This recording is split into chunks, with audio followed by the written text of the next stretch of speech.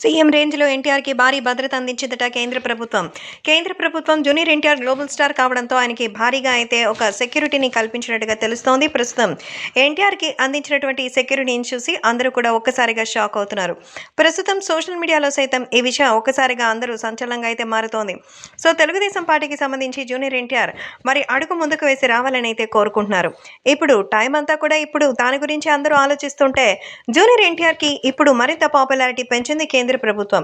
So తాజాగా కేంద్ర ప్రభుత్వం తెలుగుదేశం పార్టీకి సంబంధించిన విషయంలో భారీగా నిర్ణయాలు తీసుకుంది. కాబట్టే వీటికి సంబంధించిన విషయం తెలుసుకొని ఒక్కసారిగా అయితే మెస్మరైజ్ అయిపోయినట్టుగా అయితే తెలుస్తోంది. కాబట్టి ఏది ఏమైనా అభిమానులు కూడా వీటి గురించి తెలుసుకొని ఎంతగానో షాక్ అవుతున్నారు.